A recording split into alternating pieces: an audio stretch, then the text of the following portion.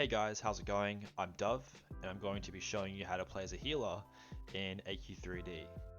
So first of all, this is just an overall guide on how to play as a healer in pretty much all situations, whether it be as a group with your friends, in dungeons, or in endgame healing when it really does matter the most. You know what I mean?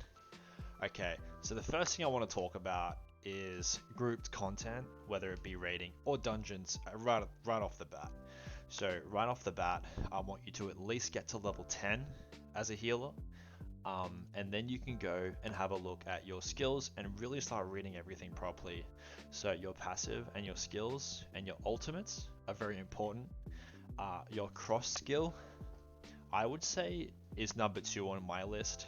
You really want to play Wild Shout. Draw from your inner strength to grant haste to 5 nearby allies. I think this is a big glitch at the moment, and it kind of just counts for everyone that's in your vicinity. But that's just for like open content for anything pretty much.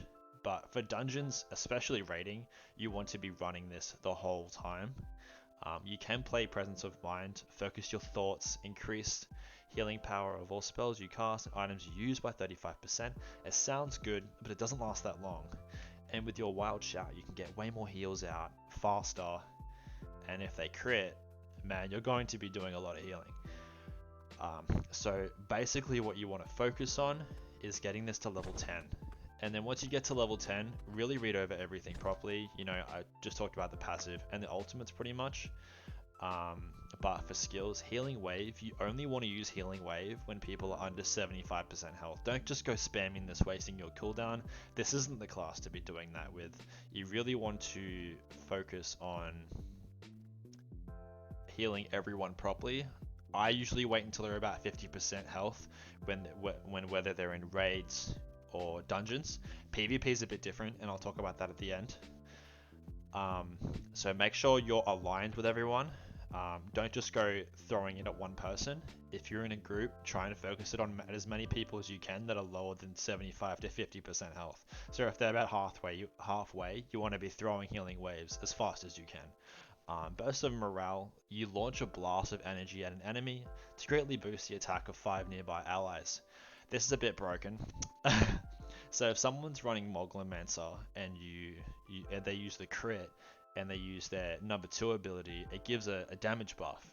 And then if you use Burst of Morale at the same time as that, oh my god, you're going to be healing so much, because when you're boosting the attack of whoever's around you, it also boosts your healing.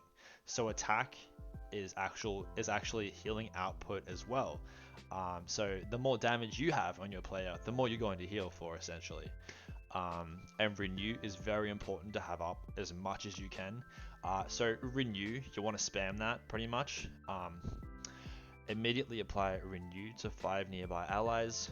Each time renew heals, you or an ally gain a stack of kinship, can be recast as unleashed for a brief period. So basically once you reach 40 stacks, I would not, because with renew, it's basically an AoE heal, and it heals about 50 to 100 per tick if you're max level. And then once it gets up to 40, it'll tell you on your bar where the buffs are. Between 30 or 40, you want to smack an enemy with it, and it does so much damage, it's actually ridiculous.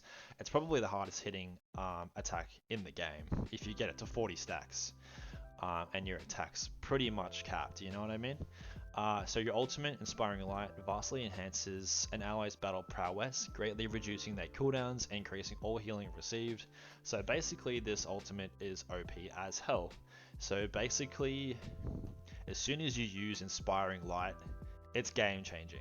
So you want to use this as much as you can. Basically, once it comes up, your 5 ability, your ultimate, you want everything to be used in cooldown, and then as soon as you use Inspiring Light, it takes everything off cooldown, even your R ability, which Wild Shout in my section that I put there.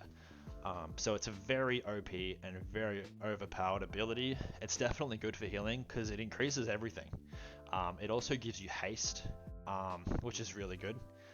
It doesn't really say that, but it gives you haste for a short amount of time too. So if you're running your haste ability and then you press 5, you're just going to be boom, boom, boom, hitting everything really quickly, and you'll be healing everyone up to max. So that's it for the healer. I want to be talking about off healing quickly. So off healers would either be Moglomancer is number 2. When I say off healing is mainly classes that aren't necessarily healers, but they have a really strong healing ability. And for Moglomancer, that's definitely the case. So let's have a look. Moglomancer has an ability called Twilly's Blessing. Calls upon Twilly to grant defense up to 10 nearby allies, sorry. Auto attacks heal allies and drain mana until another Moglin is called. So basically this is very overpowered.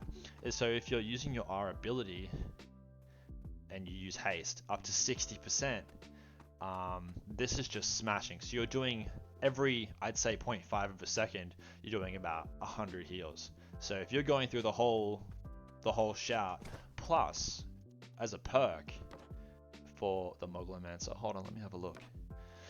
As a passive, sorry, I call them perks, I don't know why. You get Moglin Zeal, which casting a Moglin spell increases your attack speed for 2.5 seconds. That doesn't sound like much, but it is really overpowered. So definitely in raid groups, you definitely want to have at least one person running Moglomancer at level 10, because you get all your ranks up to 10, and it's really important. Because once you've got everything boosted to max, you're basically overpowered with the right gear. But yeah, it grants defense as well, which is really good too. The third one would 100% be Guardian. I say third because it does one initial pretty big heal, but only for 5 people. And with the Moglomancer it does 10, and you do about 1,000 healing.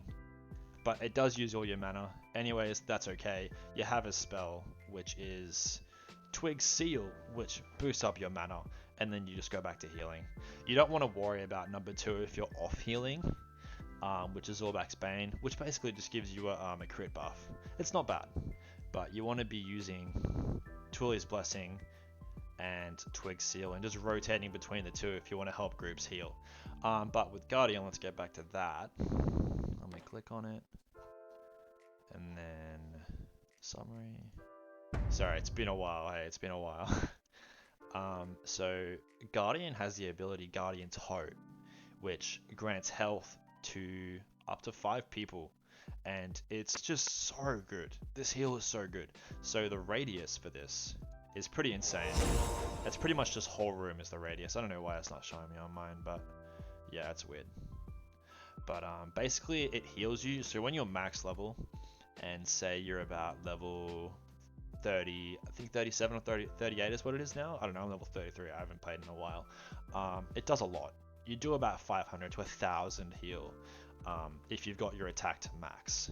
And it's just really, really good. Definitely number 3, but if you can, you want to have at least one main that is a healer as their actual class spec. Number 2, Moglomancer for off healing. You don't want to main Moglomancer because it only has one ability that's a heal, and it drains your mana too quickly. And Guardian obviously mainly is a tank, but can be a good off healer if you focus it with 15 stacks. So when you get to 15 stacks, you're hitting that with the 2 ability or auto attacking. Once it gets to 15 stacks, it gives it a boost and you heal for quite a lot. And you definitely want to be keeping your R off cooldown, and you want to keep using it as much as you can. Other than that, thank you guys so much for watching, and you guys have a lovely day. Hope this helped you guys. Alright, peace out.